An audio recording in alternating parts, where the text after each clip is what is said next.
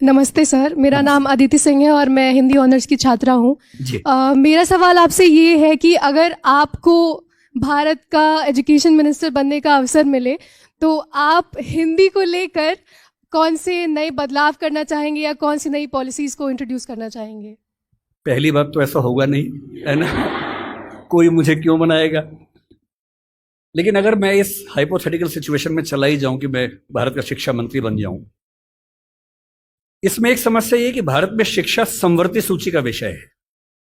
समवर्ती सूची का मतलब है कि केंद्र सरकार के पास शक्तियां सीमित हैं, राज्यों की अपनी शक्तियां हैं।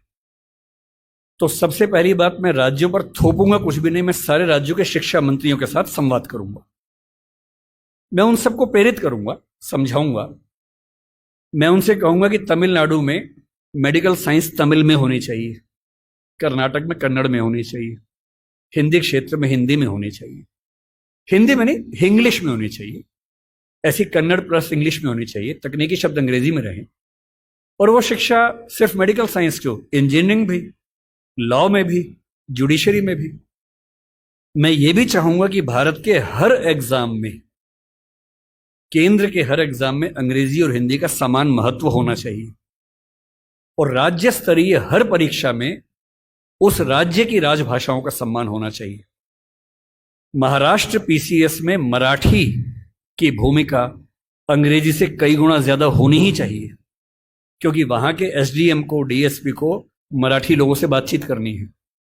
और यदि किसी राज्य में 2-3 राजभाषाएं हैं तो वहां की परीक्षा में उन दोनों तीनों राजभाषाओं की परीक्षा होनी चाहिए, ताकि वो व्यक्ति सेवाओं में आए जो उन भाषाओं को बोल सकता है। कुछ ऐसे प्रयास। और तीसरी बात, अभी हमें शिक्षा पर बजट हम बहुत कंजूसी से खर्च करते हैं। हमारा ज्यादा बजट सेना पे खर्च होता है और चीजों पे होता है।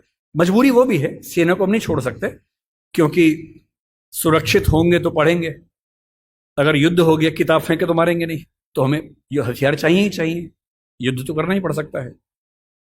पर मैं चाहूंगा कि शिक्षा पर हमारा खर्च बढ़े। एक ऐसी भाई, हिंदी में समस्या क्या होती है, और ये हिंदी के साथ बाकी भारतीय भाषाओं में, आपको हर विषय में अच्छे अध्यापक ही नहीं मिलते हैं। अच्छे अध्यापक क्यों नहीं मिलते हैं? क्योंकि अच्छे कॉलेज ही नहीं है। अच्छे कॉलेज क्यों नहीं है? क्योंकि अच्छे शिक्षक पहले बने ही नहीं थे। अच्छे शिक्षक क्यों नहीं बने थे? क्योंकि उनको पता था कि नौकरी मिलेगी नहीं। अगर नौकरी इंग्लिश में ही मिलेगी तो लोग इंग्लिश मीडियम में ही पढ़ेंगे।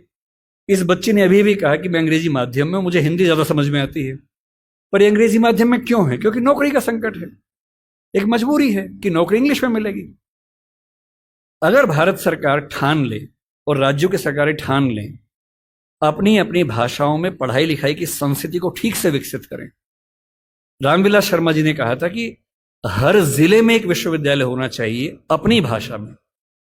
आंध्र प्रदेश के हर जिले में एक तेलुगु विश्वविद्यालय हो, जो उस जिले की विशेषताओं को केंद्र में रखकर ज्ञान, विज्ञान, कौशल का विकास करता हो।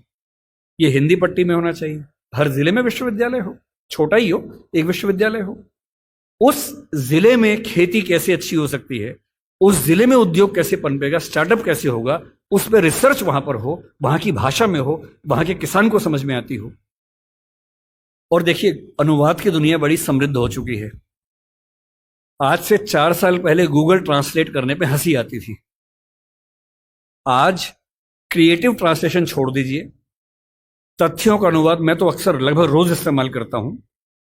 हम जिस संस्था में काम करते हैं दृष्टि में, हमारी राजभाषा हिंदी भी, अंग्रेजी भी है।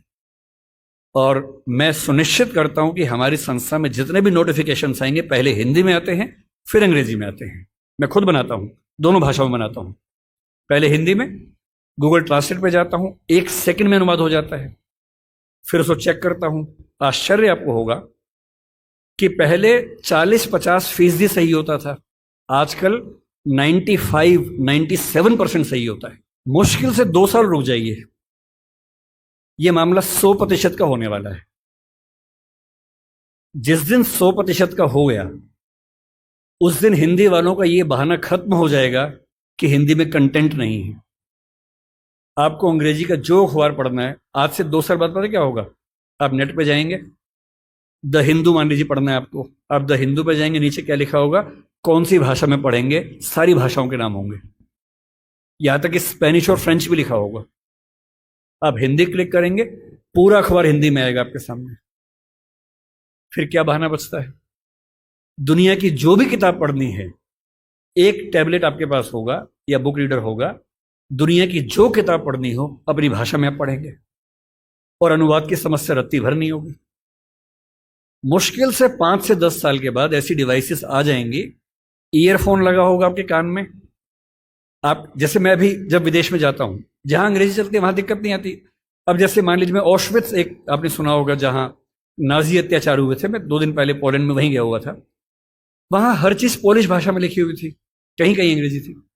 अब समझ में नहीं आ रहा कैसे पढ़ूं। गूगल ट्रांसलेट पे जाके कैमरा ऑन करना है, लैंग्वेज में आपने कर दिया पॉलिश टू इंग्लिश, आप कैमरा जहां जहां ले जा रहे हैं पॉलिश इंग्लिश में कन्वर्ट होकर दिख रही है आपको, कोई समस्या ही नहीं है। वो सारी पॉलिश लिखी है, मैं सारा अंग्रेजी में पढ़ रहा हूं, कहीं कहीं हिंदी में पढ़ रहा हूं, सब कुछ हो चुका है। मुश्किल से 2-3 साल बाद क्या होगा, ऐसे हेडफोन्स और माइक आ जाएंगे, आप अपने कंप्यूटर से या फोन से कनेक्टेड हैं, एक पॉलिश व्यक्ति या मान लीजिए डच व्यक्ति आपसे बात कर रहा है नीदरलैंड्स का, उसको केवल डच आती है, मुझे केवल हिंदी आती है। मैंने अपने फोन में डच से हिंदी सेट कर दिया, उसने अपने फोन में हिंदी से डच सेट कर दिया, वो डच बोल रहा है, मेरे हेडफोन में जो माइक है वो उसको सुन रहा है, कंप्यूटर कनेक्टेड है, फोन कनेक्टेड है, मेरा फोन तुरंत उसको हिंदी में कन्वर्ट करके मुझे हिंदी में सुना रहा है। मैं हिंदी बोल रहा हूं, उसे डच में सुन रहा है। और ये मैक्सिमम अगले 5 साल का मामला है। 5 साल बाद बेबीलोन की मीनार बन जाएगी। 5 साल बाद आप दुनिया की किसी भी भाषा के साहित्य को, साहित्य में थोड़ी दिक्कत आ सकती है, ज्ञान विज्ञान की बात कर लेते हैं, किसी भी भाषा के ज्ञान विज्ञान को आसानी से पढ़ सकेंगे। अगर मैं शिक्षा मंत्री बन गया, जो कि मैं नहीं बनूंगा, मैं जानता हूं, क्योंकि लोग क्लिप काट के चलाएंगे कि देखो बनना चाह रहा है ना।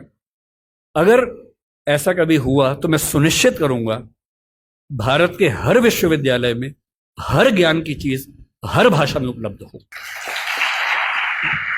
और 20-25 साल लगेंगे, जिस दिन हिंदी, मराठी, तमिल बच्चों को समझ में आ गया कि उनकी भाषाओं में भविष्य है, वो अपनी भाषाओं में पढ़ के आग लगा देंगे, ऐसी ऐसी रिसर्च करेंगे अभी हम कल्पना नहीं कर सकते हैं।